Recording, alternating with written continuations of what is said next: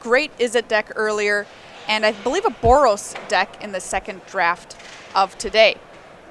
So, Reed, question, just broadly, is there direction that you think is optimal in draft for Guilds of Ravnica?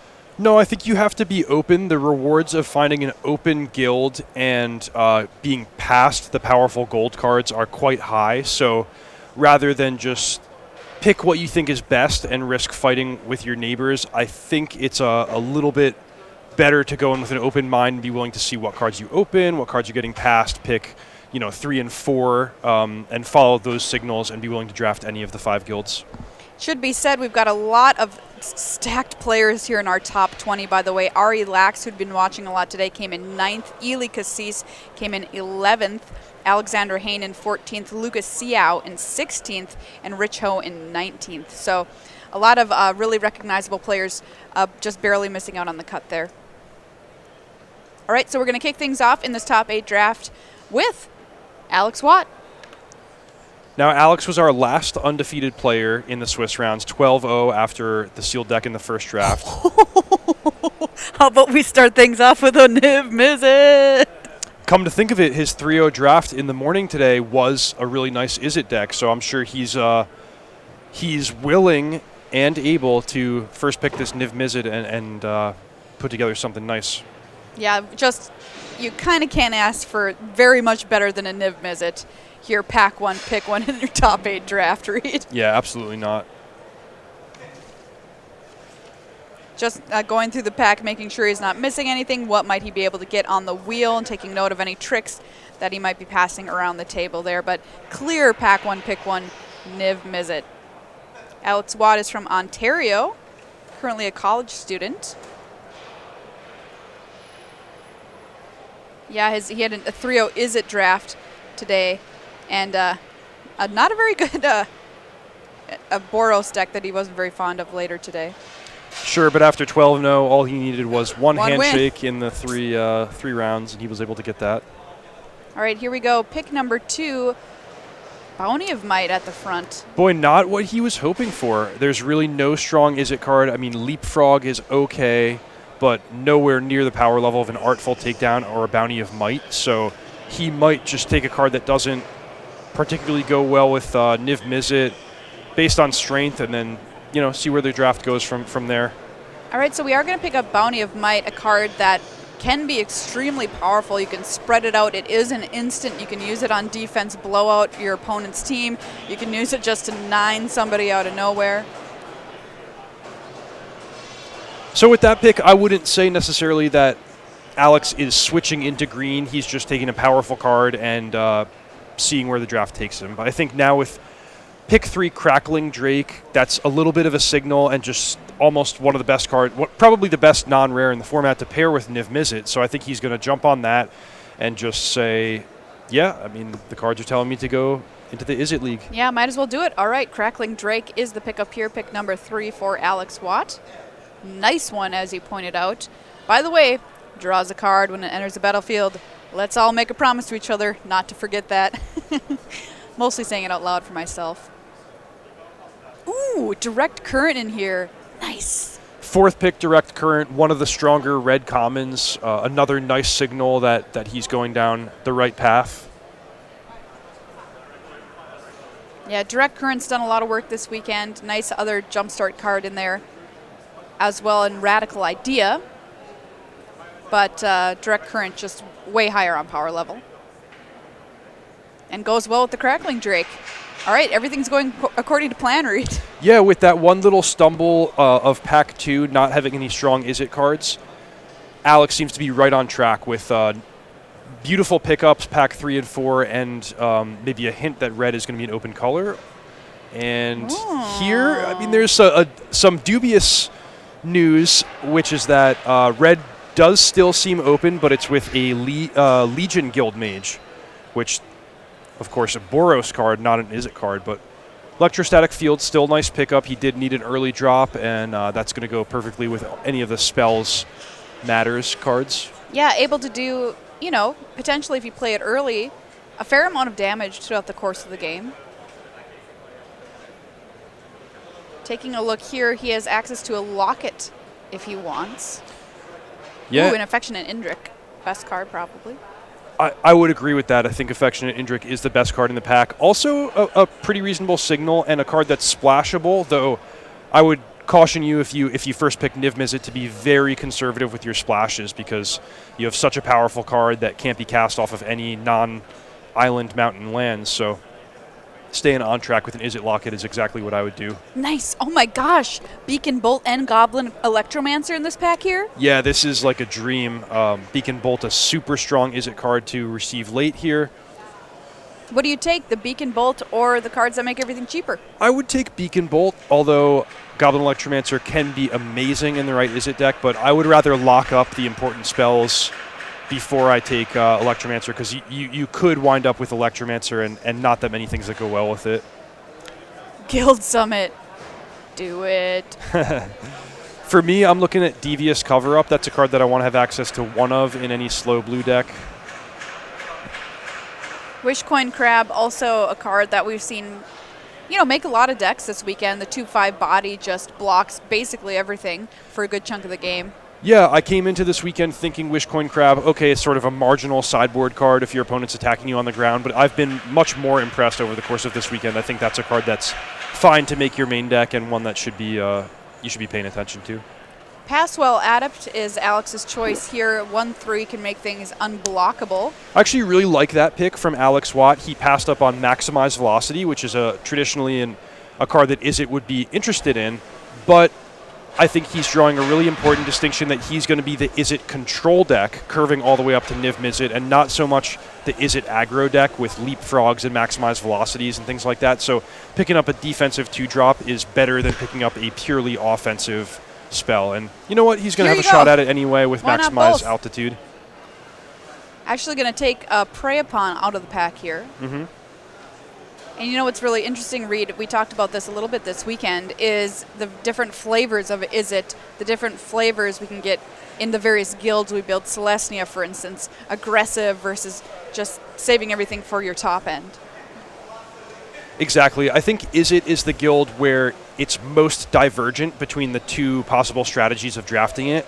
The one is a hyper-aggressive, almost like a burn deck with Sonic Assault, but the other is focusing more on blue card advantage. You're going to want Surveil cards. You're going to hit your land drops and go all the way up to a super powerful win condition like Niv Mizzet. And that's the one that Alex Watt is drafting. And you definitely don't want to confuse the two and go 50-50 with... You don't want your curve to stretch from 1 up to 6 or 7 because that's not really a concerted plan. That's going to do the same thing for you every game. Yeah, Alex's deck looking really nice out of pack 1 here. Yeah, he did have to spend some picks on non-Izzet cards, but if you look at the front 7 cards, those are all just exactly what he wants. So maybe he's just on track in terms of number of playables, but the card quality is through the roof, and he should be pleased with his position, especially because he didn't pass many Izzet cards, so he can expect to hopefully get a pretty nice pack 2. What is your eye on for pack 2 potentially? More spells, more removal, another shot at Goblin Electromancer, and anything that can actually put him up on cards, like a Chemister's Insight would be one of the cards that I'm most looking for, because I find with Izzet, you have all these really nice jumpstart cards, but it's hard to actually put more cards into your hand to facilitate using them every turn.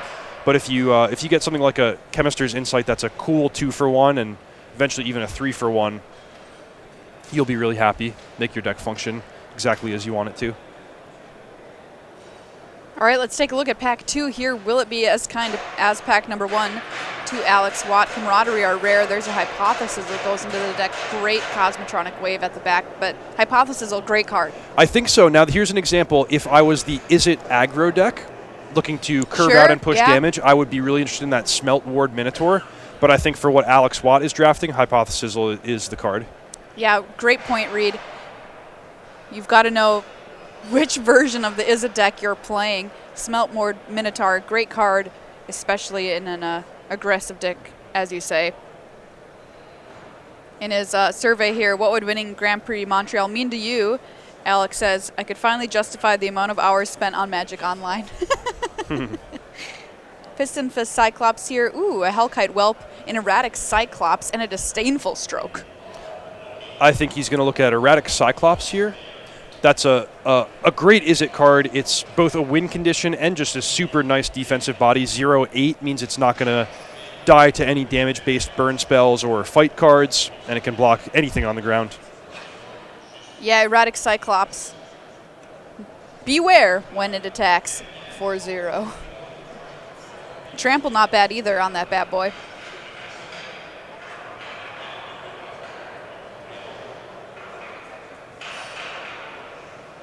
All right, we have a Barging Sergeant here. Izzet Guildgate is nice. And a Leapfrog. And with the Guildgate, when you've got something like Niv Mizzet, has got to be attractive. Yeah, this Hatchery Spider is Ooh, there's going a Hatchery Spider in pretty there? late, but I think Alex really wants to just stay the course. And I'd be looking at the Guildgate here. In particular, we've talked over the course of the day about the how nice it is to have even 1 or 2 Guildgates in a 2-color deck. Right. And when you have Niv Mizzet, having a Izzet Guildgate in the mix really increases your chances of being able to cast Niv Mizzet on 6. With all basics, you need a little bit of luck for that mix to be exactly 3 islands and 3 mountains. But when you have sources of both colors, it really multiplies the number of configurations where your lands are able to cast Niv Mizzet. So I would prioritize them a little bit extra. Deafening Clarion shuffled to the front here, as well as a Goblin Banneret. Ooh, this is a fascinating pick. The Banneret, really good in Izzet aggro, but not so much for Watt's deck. He has access to another Locket. If it was the first Locket, I'd be more interested, but he's going to go with Deafening Clarion, which would be an amazing card for a control deck off the splash. Oh, yeah. But if I'm Alex, I'm thinking, okay, I'll splash it if I get the fixing, but I'm not going to bend over backwards. I'm not going to ruin my draft to try to move into a 3rd color at this point. All right, what do you like out of this pack here? There's a Whisper Agent. We've got another Devious Cover-Up, a Dimir Informant. Well, potentially just another Guildgate, but taking one of the 3-drop Surveil cards is also fine. And oh, we took Discovery Dispersal. yeah, that's good too. I mean, just a nice spell that's going to help smooth your draw. Good with the Electrostatic Field, good with the Beacon Bolt. Can't really go too wrong. Ooh, nice. Sonic Assault left in this pack here. Beam Splitter Mage at the back, too. Mm-hmm. Both cards that are a little stronger in the aggressive Izzet deck, but probably both cards that are high enough in power level that they'll make the cut. All right, Thousand Year Storm. Get at us.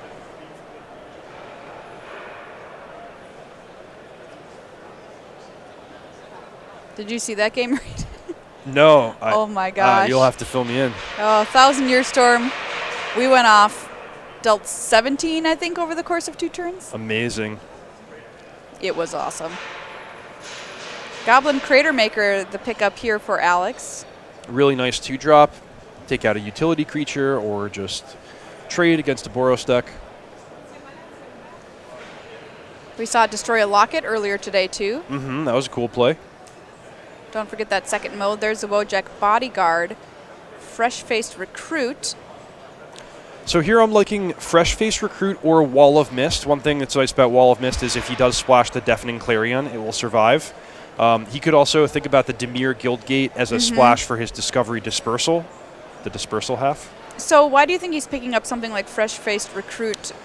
He just wants a 2-drop to fill out his curve, make sure he can trade early against a Boros deck, and he does have Sonic Assault, so even though he's not a dedicated aggro deck, there's some value to being able to curve out with creatures and at least make your opponent think about your aggression.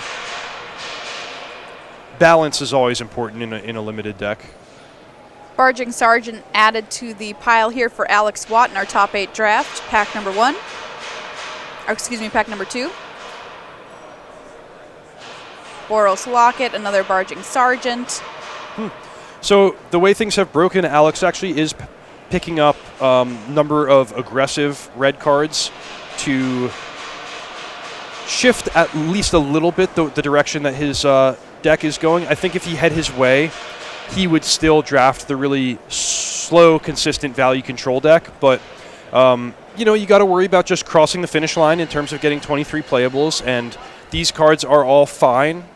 They're pretty high on power level. And Alex is going to continue just staying the course with the Izzet guild and towards the end, he'll find exactly the direction that he wants to take his deck. All right, things still evolving here for Alex Watt within the Izzet Guild as we round out our 2 packs here in this top 8 draft. Still looking good. So I could actually tell from the way he sorted his cards, he didn't move the barging sergeants to the front. Sure. So it looks to me like he's trying not to shift to that aggressive deck, but at least you have them. You know, if pack 3 things dry up and you're in an emergency situation, you could shift them into the playables pile. I actually had missed the pick where Alex picked up Boros Guildgate, but that makes the Deafening Clarion a lot more exciting. Oh yeah, there it is. At minimum, that's a package that he could sideboard in if he finds himself facing a really quick Boros Weenie deck or, say, a Selesnya Tokens deck. Yeah, if he's able to sweep the board and live to play some bigger creatures or spells the next turn, it's almost good night for his opponent at that point. I'm imagining Deafening Clarion with the Erratic Cyclops.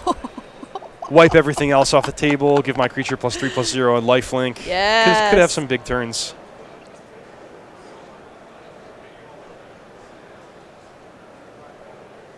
There's another look at that Erratic Cyclops. Nice rare. Very Izzet card.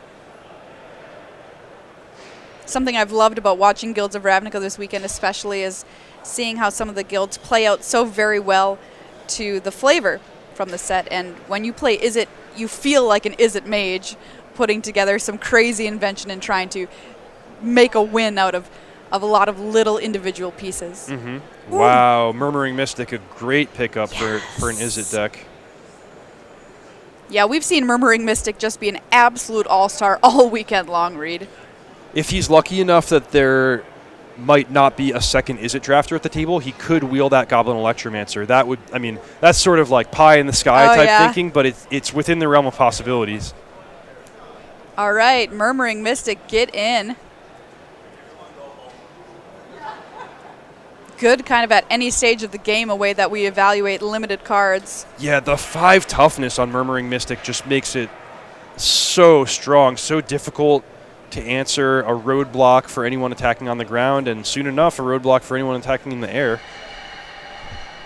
Sonic Assault, shuffled to the front. Steam Vents here as well. Dimir Guildgate in the back, but doesn't look to be interested in that. Boros Challenger too. Boros looking to be very open in Alex's seat. He started with a Niv Mizzet and a Crackling Drake, so it would have taken the force of a crane to move him out of Izzet. But if you can imagine those cards were mono red cards to start instead, I think he may have drifted into Boros and had a really nice deck as well. All right, Sonic Assault number 2 here for Alex Watt there over the Steam Vents. Guild Summit. Is it Guildgate? And a Gravitic Punch. I'm liking more Guildgates here. Yeah, why not? Help with your consistency, help with casting Niv Mizzet. If he's going to wind up in a 3-color deck, splashing for the Deafening Clarion or even the Discovery Dispersal, then having more fixing is always good. Yep, Guildgate it is here for Alex. Couple on color now, and 1 Boros Guildgate.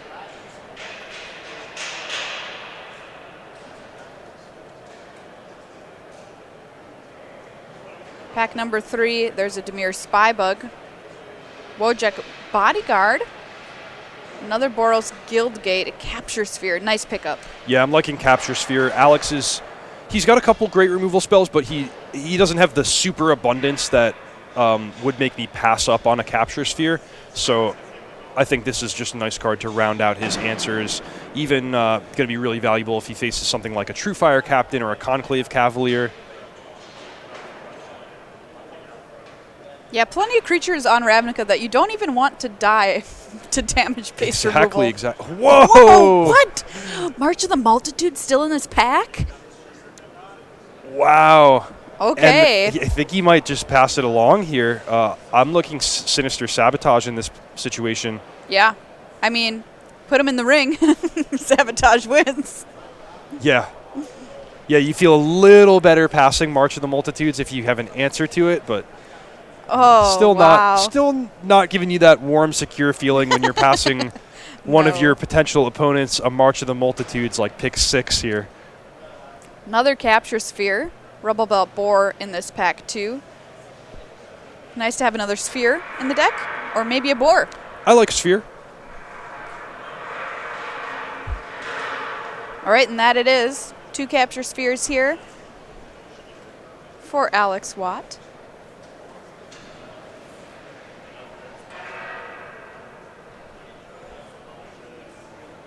Let's see if he can add any more cards here as we round out pack number 3. Fearless Halberdier, maximize altitude.